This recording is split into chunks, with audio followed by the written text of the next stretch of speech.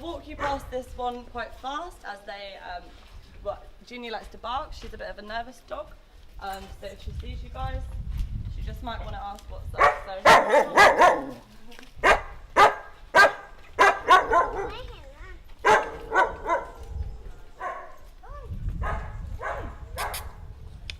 So if you guys keep on coming. Come. Guys, if you want to just walk down.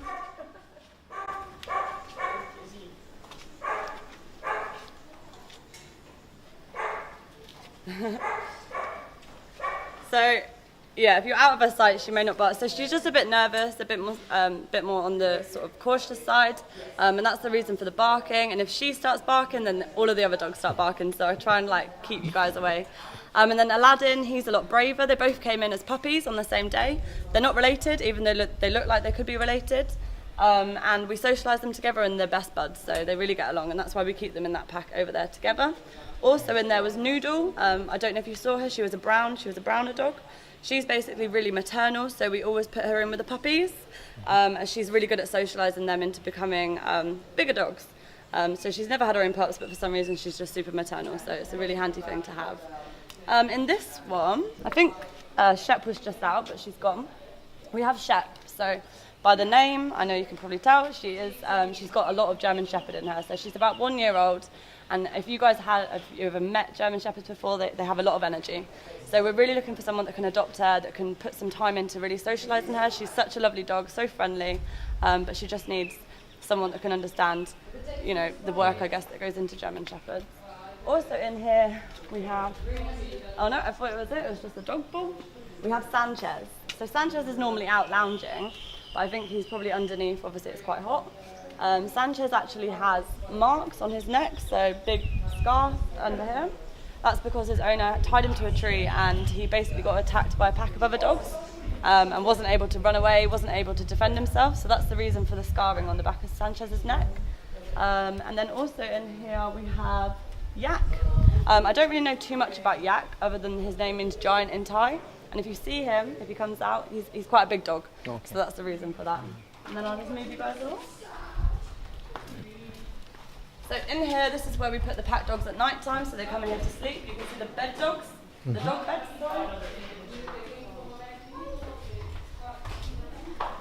So this guy is actually my favourite dog. So his name is Rooney. He actually has an owner here. He's come in to us with dislocated back legs. We think he may have been hit by a car. We would love to kind of adopt him, I guess, to a different family, but because he already has owners here, we don't want to get a reputation, I guess, for stealing people's dogs. So they've asked for him back, but unfortunately... Are you going in? Yeah, we're going to go for ticker. Cool. Yeah, so that's Rooney. Who took him? Oh. Come here. He knows. Monitor. He knows. Also in here we have Wayne. So Wayne is he underneath? Wayne. Wayne's at Junie's house. Oh. So Wayne's currently at Junie's house. So Wayne basically, he came to us. He was owned by sea gypsies. And when he came in, his teeth were all really ground down. They weren't feeding him, so basically he was chewing on rocks to try and just get any sort of food source from the rock.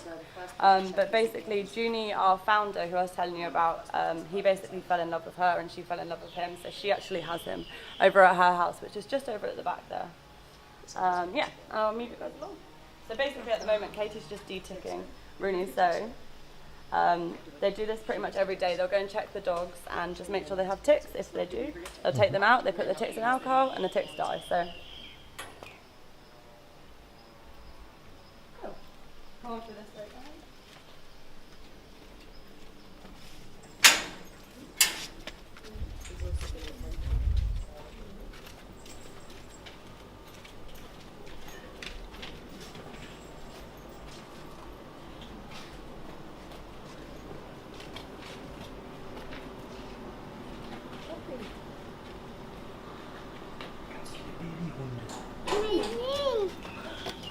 If you guys just look over this wall here, just move along a little bit, I'll be able to tell you a bit about our younger dogs. So this Blackie. So Blackie was actually blind from birth. She doesn't know that she's blind, so she basically bosses all the other dogs around. Like she just runs around like nobody's business. She is also another one of our success stories. So she's been adopted, which is really awesome. Yeah. Pretty girl. Yeah. Pretty girl. Hello. Wonderful. Yeah. She's a really, really sweet dog. Hey. Hey. Alright. Hey. Mike. Oh! Skylar wants a belly rub. Come see us. You want to talk about Skylar? Yeah, she's been here, she's about, I don't know, 7 months old roughly, so she's like doubled in size since I've been here.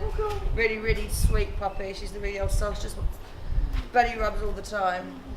She's got a really bad habit of, when we fill up the water bowl, she just splashes it all out onto the dog, so we constantly have to refill her bowl. But yeah, she loves being like this and that. She doesn't. She never gets off her back. But yeah, she's going to Germany in the next couple of weeks, I think. But the puppies always go really quickly. It's the older dogs that take a while to be adopted. Oh. She's loving that. Where's Coco? Actually,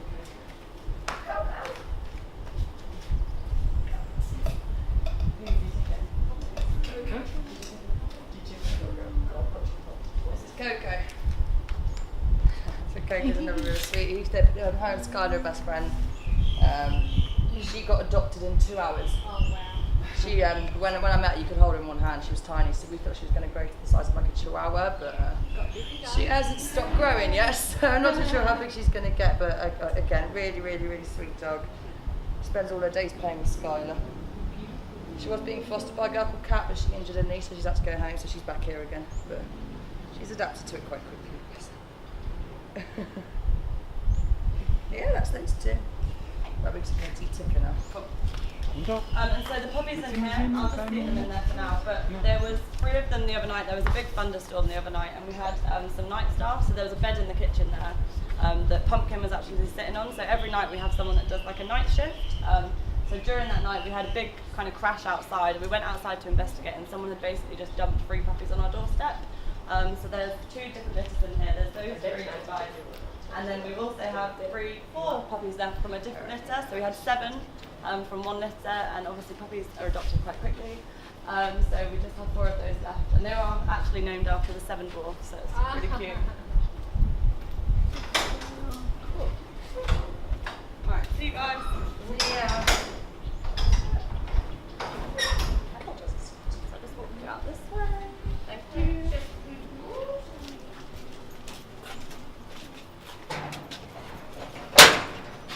Here we have our isolation unit. So this building here, sorry, just this building here. So this is our isolation unit. So any animals that are coming in for the vaccines and stuff, this is how we keep them separate from all the other animals to prevent the spread of disease. So we just come through, and then we're going to go through this way after.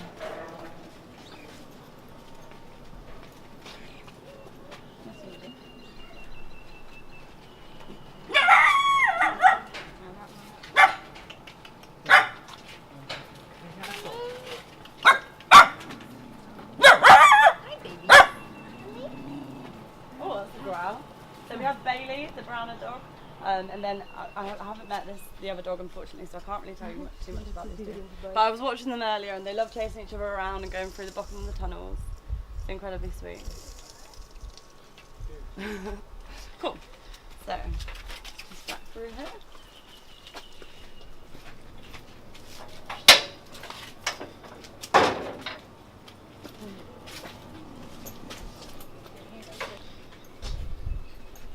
So how many dogs in total you have here? I think we have at the moment 33 dogs 33 and 50 cats. So and 50 cats. our capacity Okay. for dogs is 40. So I mean, it's still very busy to have 33, but like 40 is our top.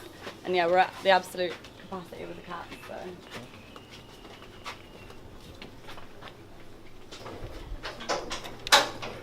So yeah, this person here. So we try and educate the people on the island that speak Thai.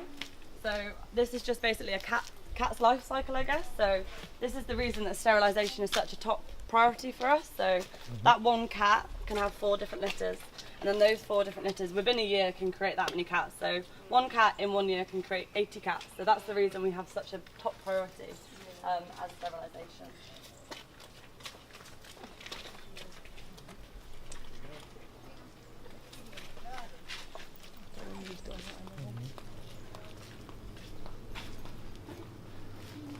So obviously I've shown you around a little bit today. There's so much more probably that I've missed.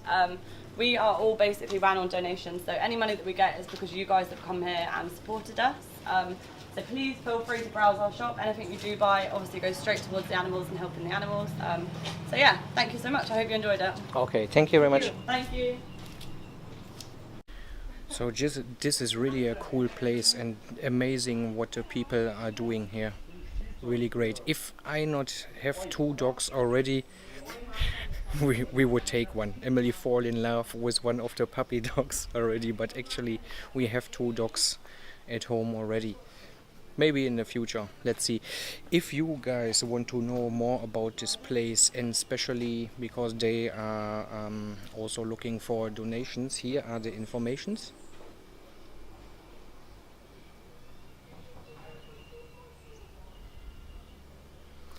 Go check out their website, and they're also they're talking about there will be a link. You will find a donation button on the website. This is the easiest way for that they can receive the donations.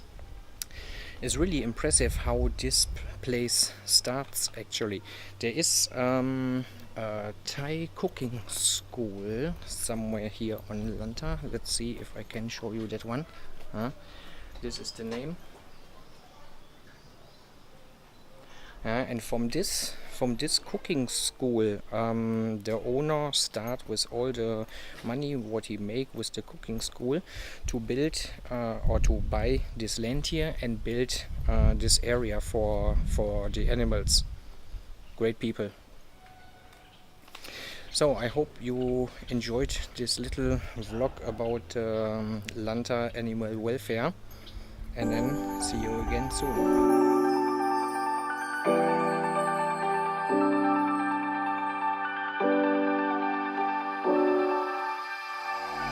Staring into the sun, which tries to blind our eyes.